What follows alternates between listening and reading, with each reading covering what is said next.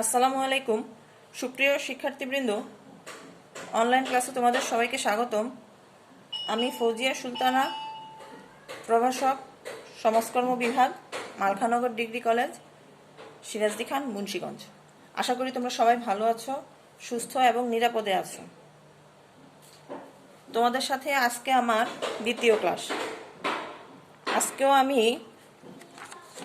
ডিগ্রির প্রথম বর্ষের দ্বিতীয় পত্রের অধ্যায় 4 থেকে আলোচনা করব। আমাদের আজকের আলোচ্য বিষয় হচ্ছে সামাজিক সমস্যার বৈশিষ্ট্যসমূহ কি কি, অথবা সামাজিক সমস্যার বৈশিষ্ট্যসমূহ আলোচনা করো অথবা বর্ণনা করো। আবারও বলছি, সামাজিক সমস্যার বৈশিষ্ট্যসমূহ কি কি অথবা সামাজিক সমস্যার বৈশিষ্ট্যসমূহ আলোচনা করো অথবা বর্ণনা করো। যেহেতু গত ক্লাসে আমাদের বিষয় ছিল সামাজিক সমস্যা বলতে কি বুঝো বা সামাজিক সমস্যা কাকে বলে, তারই ধারাবাহিকতায় আজকে আমরা সামাজিক সমস্যার বৈশিষ্ট্য নিয়ে আলোচনা করব। এরপর পর্যায়ক্রমে সামাজিক সমস্যা উল্লেখিত কতিপয় সামাজিক সমস্যা নিয়েও আমরা আলোচনা করব এবং সামাজিক সমস্যার কারণ, সমাজ জীবনে সামাজিক সমস্যার ক্ষতিকর প্রভাব এবং এর প্রতিকারের উপায়সমূহ নিয়েও আমরা পরবর্তী ক্লাসগুলোতে আলোচনা করব। তো যেহেতু আজকে আমাদের আলোচনার বিষয় সামাজিক সমস্যার বৈশিষ্ট্য, যেমন সামাজিক সমস্যার কতিপয় সার্বজনীন বৈশিষ্ট্য রয়েছে যার আলোকে সামাজিক সমস্যাকে অনেকটাই স্পষ্টভাবে চিহ্নিত করা যায়। সামাজিক সমস্যার সংজ্ঞা বিশ্লেষণ করলেই আমরা সামাজিক সমস্যার বিভিন্ন বৈশিষ্ট্যগুলো স্পষ্টভাবে দেখতে পাই। যেমন সামাজিক সমস্যা কাকে বলে আমরা গত ক্লাসে জেনেছি যে সামাজিক সমস্যা হলো সমাজ জীবনের এমন একটা ক্ষতিকর অবস্থা যা সমাজবাসীর বা আমরা যারা সমাজে বসবাস করি তাদের একটা বৃহৎ অংশকে গিয়ে আক্রান্ত করে, যা কোনোভাবেই কাম্য নয় বা কোনোভাবেই বাঞ্ছিত নয় বা গ্রহণযোগ্য নয়, এবং যার প্রতিকার বা সমাধানের জন্য সমাজবাসী কি উদ্বুদ্ধ হয়ে ওঠে। সমাজবাসী তার প্রতিকারের জন্য একটা প্রয়োজনীয়তা অনুভব করে এবং দলীয় বা দলগত একটা প্রচেষ্টার মাধ্যমেই কি সামাজিক সমস্যাটাকে প্রতিকার বা প্রতিরোধ করে থাকে। তো যে সমস্ত বিশৃঙ্খল অবস্থা সামাজিক প্রতিষ্ঠান মূল্যবোধ এবং ব্যক্তিগত দলীয় গতিশীলতার দ্বন্দ্ব হতে উত্থিত হয়ে এদের মাঝে অসঙ্গতি নিয়ে আসে এবং প্রচলিত সামাজিক মূল্যবোধ ও আদর্শের স্বাভাবিক বিকাশে বিরুদ্ধ পরিবেশ সৃষ্টি করে, তাই হচ্ছে কি সামাজিক সমস্যা। মানে একটা সামাজিক সমস্যা হচ্ছে একটা সামাজিক বিশৃঙ্খলতা, যা সমাজের একটা গতিশীলতাকে সমাজের উন্নয়নের পথে বা সমাজের একটা অগ্রসরতার পথে কি একটা প্রতিবন্ধকতা বা বাধার সৃষ্টি করে থাকে, যা একেবারেই অনভিপ্রেত বা অনাকাঙ্ক্ষিত বা ক্ষতিকর অবস্থা, যা থেকে আমাদের পরিত্রাণ পাওয়ার জন্য সমাজবাসী কি একতা বা দলগতভাবেই তা প্রতিরোধ করে থাকে। যেমন আমরা জানি সমস্যা কিন্তু সমাজ থেকেই উদ্ভূত।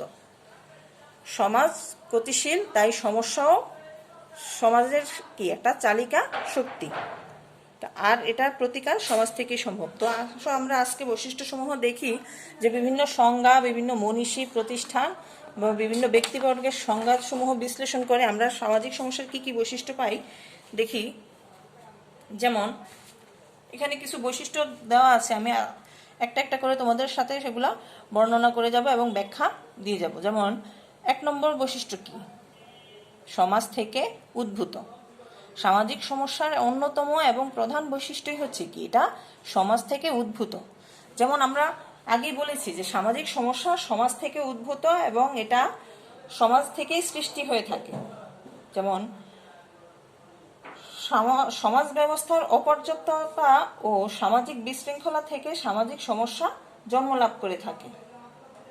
সমাজ ব্যবস্থায় কি অপর্যাপ্ততা, যেমন ত্রুটি, সমাজের ত্রুটি থেকেই সামাজিক সমস্যাটা উদ্ভূত হয়ে থাকে, আর এটা সমাজ থেকেই নির্মূল করা সম্ভব।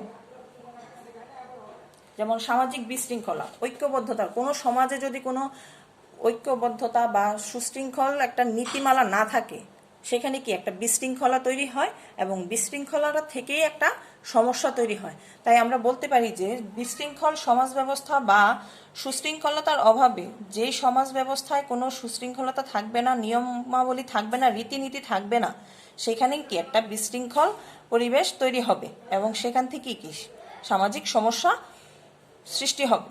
তাই প্রথম বৈশিষ্ট্য আমরা দেখতে পারি কি সামাজিক সমস্যা সমাজ থেকে উদ্ভূত। তারপরে আসো দ্বিতীয় বৈশিষ্ট্য হচ্ছে অবাঞ্ছিত অবস্থা ও পরিস্থিতি। সামাজিক সমস্যাটা কি একটা অবাঞ্ছিত অবস্থা, অনভিপ্রেত, অনাকাঙ্ক্ষিত, যা কোনোভাবেই কাম্য নয়।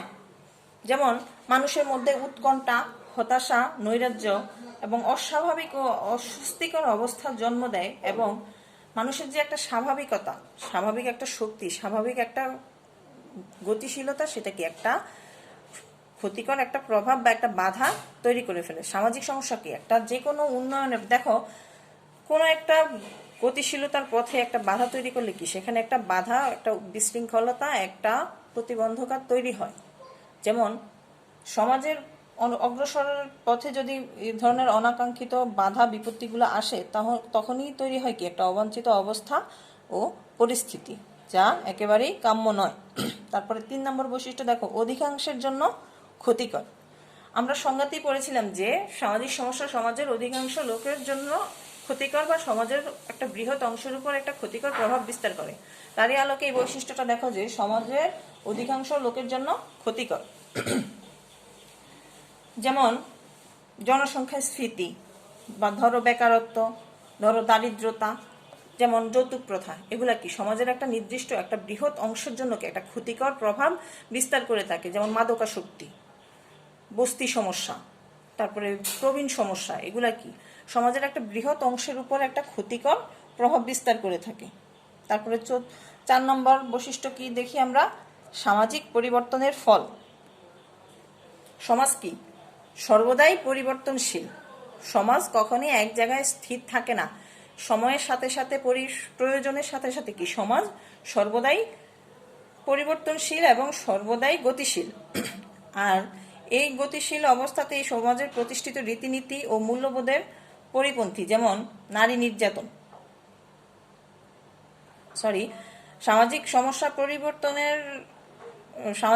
সামাজিক পরিবর্তনের কারণে সৃষ্ট অবস্থা, যেমন যৌতুক, শ্রমিক অসন্তোষ প্রভৃতি। বা যেমন সাম্প্রতিক সময়ে দেখো আমাদের দেশে কি হলো, কোভিড-19 বা করোনা ভাইরাসের জন্য আমাদের সমগ্র দেশ লকডাউনের ভিতরে আছে।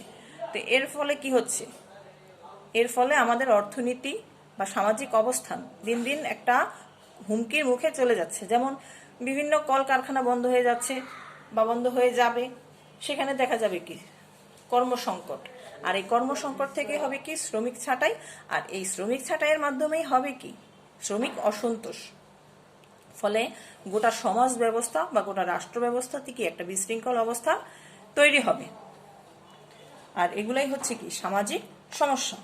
তারপরে দেখো 5 সমাজ বিরোধী। সামাজিক সমস্যা সর্বদাই কি সমাজ বিরোধী এবং এটা কখনোই সমাজে কাম্য নয়। সর্বদাই এটা সমাজের বিরুদ্ধে কাজ করে থাকে, সমাজের অগ্রসরতার পথে একটা বাধা তৈরি করে থাকে। তাই এটা সর্বদাই সমাজ বিরোধী হিসেবে চিহ্নিত হয়ে থাকে এবং বৈশিষ্ট্যিত হয়ে থাকে। এটি সমাজের প্রতিষ্ঠিত রীতিনীতি ও মূল্যবোধের পরিপন্থী। যেমন সমাজের প্রত্যেকটা সমাজে একটা নির্দিষ্ট রীতিনীতি, একটা শৃঙ্খলা, একটা নিয়ম, একটা আইন থাকে, আর এই সামাজিক সমস্যাগুলো তার পরিপন্থী। যেমন পুষ্টিহীন, নারী নির্যাতন, পতিতাবৃত্তি, যৌতুক প্রথা, এগুলা কি সমাজ বিরোধী কর্মকাণ্ড, তাই না? যেমন যৌতুকের জন্য কিন্তু আমাদের দেশে বহু নারী নির্যাতনের ঘটনা ঘটে থাকে। এটা কোনোভাবেই কাম্য নয় এবং এটা সমাজ বিরোধী এবং আইন বিরোধী একটা কর্মকাণ্ড, তা এটা কোনোভাবেই কাম্য নয়। তারপরে দেখো 6 নম্বর বৈশিষ্ট্য সামাজিক ভূমিকায় ব্যাঘাত। সামাজিক সমস্যা এমনই একটি অবস্থা যা মানুষের পারস্পরিক সম্পর্ক, জীবনযাত্রা ও ভূমিকা পালনে ব্যাঘাত সৃষ্টি করে থাকে।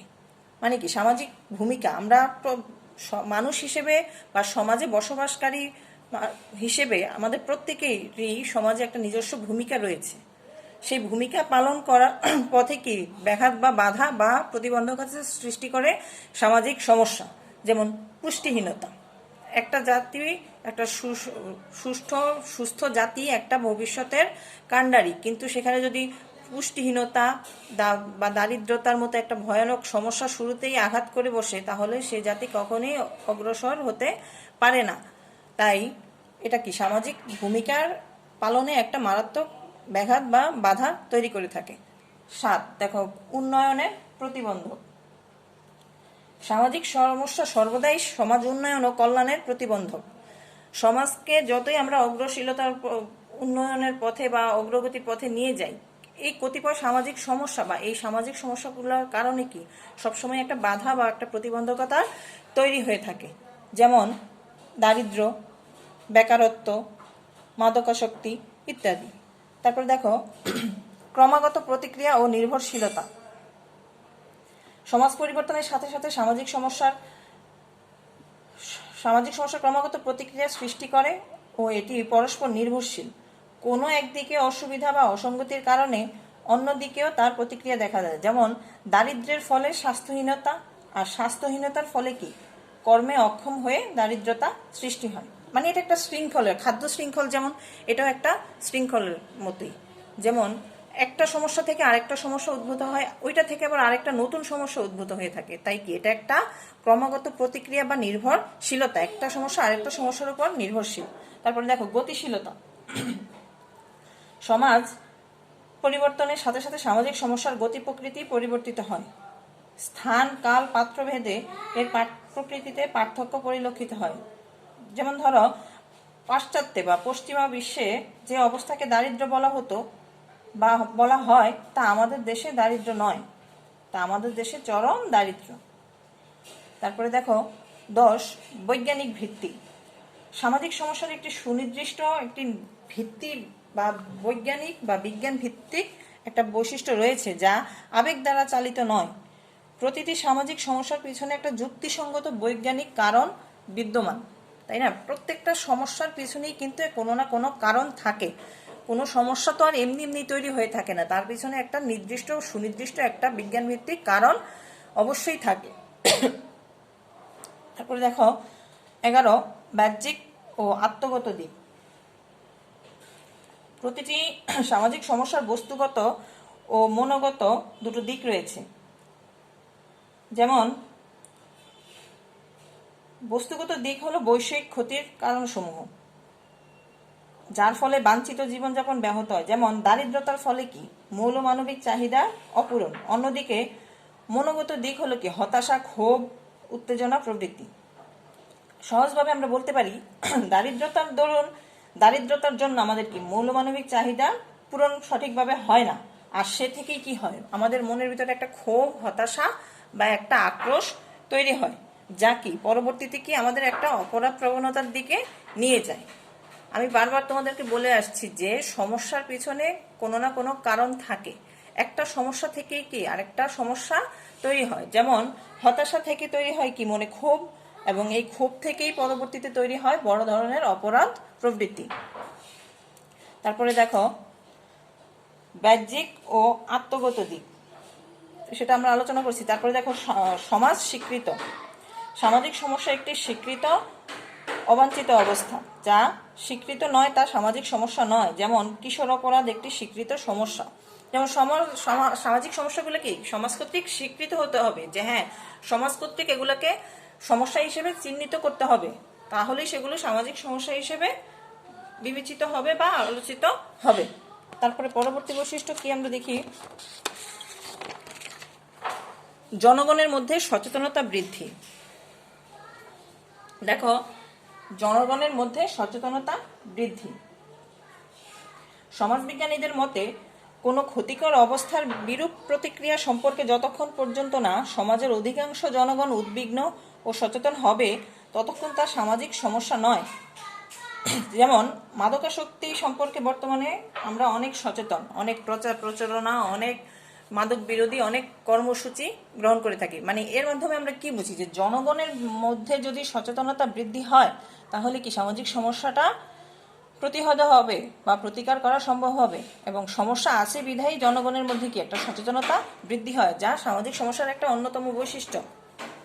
তারপরে দেখো যৌথ প্রচেষ্টা। 14 নম্বর পয়েন্ট কি? যৌথ প্রচেষ্টা। সামাজিক সমস্যা হতে হলে কোনো অস্বাভাবিক ও ক্ষতিকর অবস্থা দূরীকরণ বা মোকাবেলা করার জন্য জনগণের দলগত প্রচেষ্টা থাকতে হবে। যেমন নিরক্ষরতা, একা একা কোনো সমস্যা কখনোই সমাধান করা যায়নি, তাই সমাজের এই সমস্যাগুলো দূর করার জন্য কি যৌথ একটা প্রচেষ্টা গ্রহণ বা উদ্যোগ বা একটা কর্মসূচি গ্রহণ করতে হয়, এবং এই যৌথ প্রচেষ্টার মাধ্যমেই কি সামাজিক সমস্যা দূর করা সম্ভব। যেমন নিরক্ষরতা, সে দেখো সেই মাদকাসক্তি, সেই প্রত্যেকটা সামাজিক সমস্যা কি যৌথ প্রচেষ্টার মাধ্যমেই সেগুলো সমাজ থেকে নির্মূল করা সম্ভব। তারপরে দেখো সমাধান যোগ্যতা। সমাধান যোগ্যতা সামাজিক সমস্যার লক্ষণীয় বৈশিষ্ট্য বা অন্যতম আরেকটা বৈশিষ্ট্য হচ্ছে সমাধান যোগ্যতা। সমস্যার মধ্যেই নিহিত থাকে কি, যেমন সামাজিক প্রত্যেকটা সমস্যা যেহেতু থাকে, সমস্যাটার ভিতরেই সমস্যার প্রতিরোধের বা প্রতিকারের উপায় থাকে। অতএব আমরা বলতে পারি যে যা অসমাধানযোগ্য তা সামাজিক সমস্যা নয়। যেমন বন্যা, খরা, অতিবৃষ্টি, অনাবৃষ্টি, এগুলো কিন্তু সমস্যা, কিন্তু এগুলা প্রাকৃতিক সমস্যা, এগুলা সমাজ থেকে আসেনি, এগুলা প্রাকৃতিক সমস্যা। তাই এগুলোর সমাধান সমাজ থেকে আমরা করতে পারবো না, এগুলোর সমাধান করবে কে? রাষ্ট্রীয় উদ্যোগ নিতে হবে। কিন্তু সামাজিক সমস্যা সমাধান সমাজ থেকেই করতে হবে, এগুলা সমাজের মানুষ সমাধান করতে পারবে। যেমন যৌতুক প্রথা নির্মূল করা সম্ভব যদি আমরা সচেতন হই, নিরক্ষরতা দূর করা সম্ভব যদি আমরা সচেতন হই, মাদক বিরোধী বা মাদকাসক্তি থেকেও আমরা নির্মূল পাবো যদি আমরা সমন্বিতভাবে সচেতন বা উদ্যোগ গ্রহণ করে থাকি। একটা কথা মনে রাখবে সবসময়, আমরা যদি নিজ থেকে সচেতন হই তাহলে আমাদের নিজেদের সচেতনতাই আমাদের পরিবারকে সচেতন করবে, আর আমাদের পরিবারের সচেতনতা আমাদের সমাজকে সচেতন করবে, আর সর্ববৃহৎ সমাজের সচেতনতাই কি একটা রাষ্ট্রকে সচেতন বা একটা রাষ্ট্রকে সমৃদ্ধ করে তুলবে। তারপরে দেখো কতিপয় সমস্যা সার্বজনীন। আরেকটা বৈশিষ্ট্য হচ্ছে যে কতিপয় সমস্যা সার্বজনীন। আর্থসামাজিক অবস্থার বিভিন্নতা ও পরিবর্তনের প্রেক্ষিতে সামাজিক সমস্যা বিভিন্ন হলেও কিছু কিছু সমস্যা সার্বজনীন থেকে থাকে। যেমন দারিদ্র্য, বেকারত্ব, এগুলো কিন্তু শুধু বাংলাদেশের সামাজিক সমস্যা নয়, এটি সার্বজনীন। বিশ্বের প্রতিটা দেশেরই সমাজ ব্যবস্থার ভিতরে এই সমস্যাগুলা বিদ্যমান থাকে। যেমন দারিদ্রতা, পুষ্টিহীনতা, এই কতিপয় সামাজিক সমস্যা শুধু আমাদের দেশে নয়, সেটা সার্বজনীন বলতে কি সেটা বিভিন্ন বিশ্বের বিভিন্ন দেশে সার্বজনীন একই সমস্যা বিদ্যমান থাকে। তারপর দেখো বহুমুখী সামাজিক সমস্যার পিছনে বহু কারণ বিদ্যমান থাকে। এর কারণ সংশ্লিষ্ট উপাদানগুলো শুধু বহুবিধই নয়, বরং পরস্পর সংযুক্ত ও পরস্পরকে প্রভাবিত করে। যেমন দারিদ্র্য সৃষ্টিতে বহু কারণ আছে এবং এর কারণগুলো পরস্পর সম্পর্কযুক্ত বা একটার সাথে আরেকটা সম্পর্কযুক্ত। তারপরে 18 দেখো আপেক্ষিকতা। সামাজিক সমস্যা আপেক্ষিক, অর্থাৎ সমাজভেদে সামাজিক সমস্যার ধরন, প্রকৃতি ও প্রভাবের তারতম্য ঘটে থাকে। এই জন্য এক সমাজে যা সমস্যা অন্য সমাজে তা সমস্যা নাও থাকতে পারে। যেমন ধরো আমাদের বাংলাদেশটা কি একটা উন্নয়নশীল দেশ, আমাদের উন্নয়নশীল দেশের দারিদ্র্য যেভাবে চিত্রিত হয়, মানে আমাদের দেশের দারিদ্র্যকে আমরা যেভাবে দেখি, কিন্তু মার্কিন যুক্তরাষ্ট্র বা আমেরিকার মতো উন্নত দেশে এটা সেভাবে নাও হতে পারে। তারপরে দেখো জনগণের মধ্যে সচেতনতা বৃদ্ধি।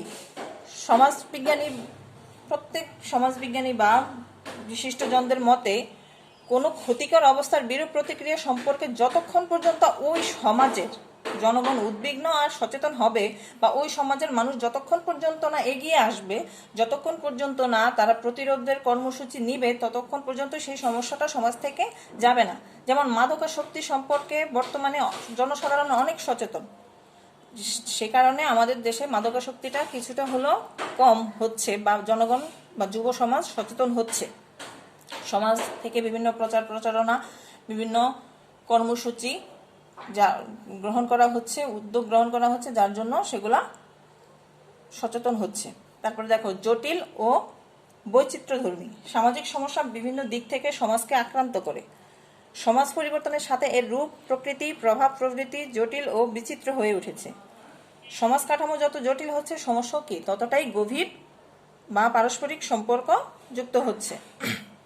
যেমন সমস্যাগুলো জটিল এবং বৈচিত্র্যধর্মী, এটাও কি একটা সামাজিক সমস্যা। তো শিক্ষার্থীবৃন্দু, আজকে এছাড়া আরো অন্যান্য বৈশিষ্ট্য রয়েছে, যেমন আরো বৈশিষ্ট্যগুলো রয়েছে, এগুলা সমাজ থেকে উদ্ভূত, এগুলা সমাজ থেকে সৃষ্টি এবং সামাজিক বিশৃঙ্খলতার কারণেই সামাজিক সমস্যাগুলো তৈরি হয়। এরকম আমরা আরো নানা বৈশিষ্ট্য পাই। তোমরা বাসায় অবশ্যই বিষয়গুলো নিয়ে পড়াশোনা করবে বা আলোচনা করবে। আর আমার এই ক্লাস সম্পর্কে যদি তোমাদের কোনো প্রশ্ন থেকে থাকে বা কোথাও যদি বুঝতে সমস্যা হয়ে থাকে, তোমরা অবশ্যই তা জানাবে। তো আজকের মতো তোমাদের সাথে আমার এখানেই শেষ ক্লাস। পরবর্তী ক্লাসে আবার তোমাদের সাথে দেখা হবে। সে পর্যন্ত তোমরা সবাই ভালো থেকো, সুস্থ থেকো, নিরাপদে থেকো। আল্লাহ হাফিজ।